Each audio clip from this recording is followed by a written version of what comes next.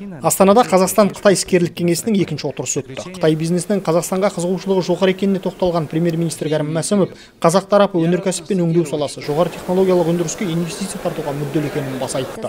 Ал Қытайдың мемлекеттік кеңесінің премьері Ли Кэцян өндірісте Қытай жабдықтары қолданылған жағдайда қаржылай қолдау көрсетілетінін жеткізді. Осында отырған Қытай бизнесмендеріне Қазақстанға келіп, инфрақұрылымдық жобаларға қатысуға болатынын айтқым келеді. Бірлесіп индустриалдық немесе даму парктерін құруға болады. Ал қазақстандық әріптестерге нақты Қытай материалдарын пайдалануды ұсынамын. Өйткені қазір Қытай жабдықтары әлемдік деңгейде бәсекеге қабілетті. Самұрық-қазына акционерлік қоғамы мен Қытайдың мемлекеттік электр желілері корпорациясы арасында стратегиялық әріптестік туралы келісім жасалды.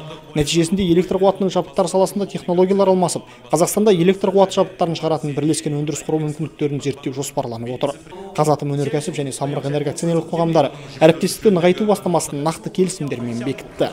Активная работа между предпринимателями двух стран. Қазір бизнесмендер барынша белсенді жұмыс істеп жатыр.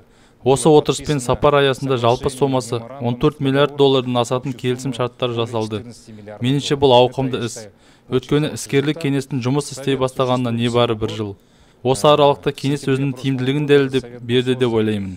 Іскерлік кеңес отырысына қос тараптан 400-ге тарта компания өкілдері қатысты. Нақты уағдаластыққа қол жеткізгендері отырысқа дейін 5, алқалы жиында тағы 8 келісімге қол қойды. Бірлесіп жұмыс істеуге ынталы кәсіпорындар әлі көп. Олар қазір инфрақұрылым, көлік пен логистика, ауыл шаруашылығы салаларындағы мүмкіндіктерді саралап жатыр.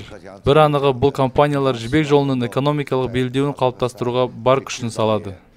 Осылайша Қазақстандағы Нұрлы жол бағдарламасы мен Қытайдың жібек жолының экономикалық белдеу бағдарламасы түйісіп, ортақ мүддеге жұмыс істемек. Қазірдің өзінде бірлескен жобаның бірқатары жақсы нәтиже көрсетіп отыр.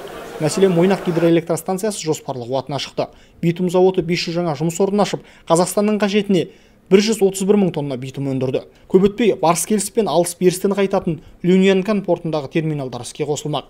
Бірлескен инфрақұрылымдық жобаға 99 миллион доллар инвестиция құйылады. Қазірдің өзінде жоспарлы жұмыстың 70% атқарылды.